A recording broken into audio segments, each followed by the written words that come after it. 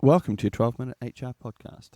Today, we are getting a little bit political. We are not actually getting into the politics, but we are getting politics adjacent. So there is a little bit of a warning. You might end up thinking different thoughts to what I think. Or you might entirely agree with me, or you might entirely agree with Tim Minchin. But that doesn't matter. It's not about what he says. It's about how he says it. And I want you to watch Tim Minchin's Come Home. I want you to listen to it. And take away from it is how calm, hard words sometimes need to be said. Let's go.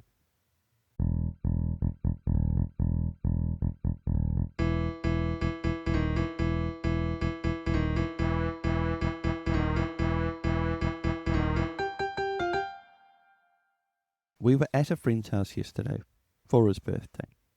And the conversation turned to something that it often turns to. What are you watching at the moment? What do you recommend? Because we don't live in a world of 3-4 channels anymore. In a world where either you're watching Coro or you're watching Seinfeld.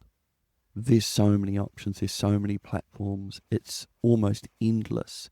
So we all sort of turn to each other going, what are you watching out of all these options? What do you think it's worth? But I'm not much good in those situations because I kind of moved off onto YouTube 10, 15 years ago. So I know a couple of shows, but I don't have the library of knowledge that I do in YouTube. I've got 1,001 YouTube recommendations, one of which is Epic Rap Battles. The other is Big Fat Quiz. If you haven't found those, I definitely recommend them. But I want to talk to you today about something that gave me chills 9 years ago, and it still gives me chills today. The clip is Come Home, Cardinal Pell by Tim Minchin. Tim Minchin is the most amazing comedian / songwriter. I have a previous video in which I wax lyrically about how amazing he is. For me, it's recorded, but it's not in the published queue. Therefore, you will hear it, but you're going to hear it afterwards. So, that's coming for your future. Tim Minchin's defense. It's amazing. But let me give you the context. The situation was back in the mid-2010s, there was an Australian cardinal, Cardinal Pell, who was being requested to participate in an investigation of cover-ups by the Catholic Church. And he was in Rome, and he was saying, oh no, I can't come home, I'm not well. So Tim gets on his piano and writes him a beautiful song saying, you need to come home and tell us what you know. And it's a beautiful song. It's very well written. It's a real earworm. It's that good a song. It's that catchy a hook. The catchiness and the lightheartedness belies the brutal truth and the demands that Tim is putting down. The hard honesty of that demand of someone else is, I'm not saying it's wrong. I feel it's completely right. You may feel differently, but that's up to you. But the cold hardness of those words, as written, not how they're sung, are so brutal.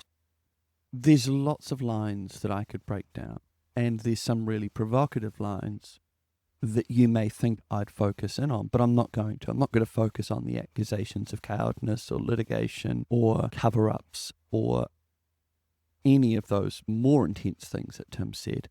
I'm going to zero in on one line, which I find so to the point, which is, we have a right to know what you knew. And let's break it down. There's two key parts. One, the concept of rights. We could spend forever talking about the Enlightenment and the French Revolution and the concept of universal rights. But to keep it really simple, a right is an absolute minimum. A right is the assertion, the acceptance that if someone has a right, that cannot be compromised. That is an absolute assertion that you cannot ask me or expect me to do anything other than this thing to which I am entitled to. It's fundamental to the human condition. It's a right, then I must have it. It's not a privilege, it's not a preference, it's an absolute certainty. I agree with everything Tim was saying. His assertion, we the Australian people have a right. I agree with that. I don't disagree. But it's a strong claim. It's a massive call. Let's talk about the other thing. To know what you knew. Perhaps the most personal thing a human can have is thoughts. What is going inside their head? What is inside within us is ours. It's personal. It's private. What we think and what we know is the absolute most in-depth and sacrosanct thing to us. To assert that you have the right to demand someone empty out their brain and provide that information is such an intense demand. So let's put this into context of a workplace. You're not writing songs to cardinals, but sometimes we have to tackle some pretty difficult situations, and we have to tackle conflict head on. It's in our nature to avoid conflict. It's in our nature to want to preserve harmony. But once in a blue moon, we have to set aside that avoidance to deal with difficult problems. We have to investigate allegations. We have to investigate accusations. We have to tell people that they're redundant. We have to tell people that they didn't get something. We have to say things that people don't like. What I want you to take from Tim Minchin is the song is light and its seriousness and it's accusatory and it's flippant. The music makes the emotions neutral. It balances out. The flippancy of how he's presenting it with the tones of who he throws in, the caricatures that he includes, balance each other out. But the words that he is saying and what he is asking and what he is demanding are extremely direct and extremely intense. This is what I think you need to take away from Come Home, Cardinal Pell. Sometimes we need to say what needs to be said. We don't want to sugarcoat it, nor do we want to load it with emotions. Sometimes we have to say the words that need to be said and let them do the work. Don't put emotions on them. Don't take emotions away. Don't put angry emotions on top. Don't put entitled emotions on top. But don't put conciliatory emotions on top as well.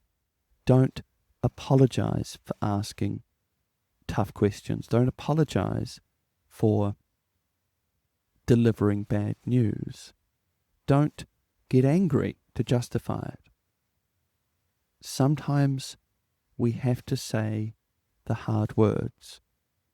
If that's what needs to be done, then it needs to be done and we need to do it. So how do I do it? To be honest, you're listening to it right now. You can hear it in all of my podcasts. I don't get angry. I sometimes vaguely try and be funny, but that's not the point. Calm, hard words get through to people's brains really well. The words that you're using are tough words. Tough words delivered calmly, but clearly get through. So what do you need to do? Don't get angry. Don't sugarcoat. Don't be sorry. If you need to say what needs to be said, find the right words, find the direct words, find the words that are hard for you and hard for them, and deliver them calmly, clearly, and concisely.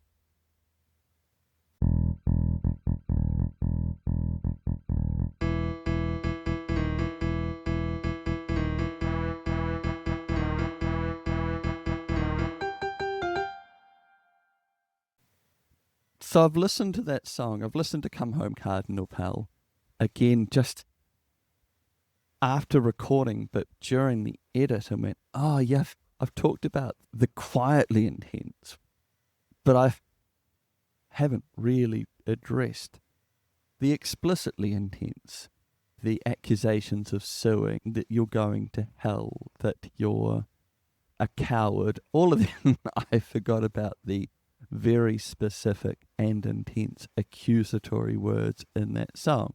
You don't have to agree. You might think it goes too far. You might think it doesn't go far enough.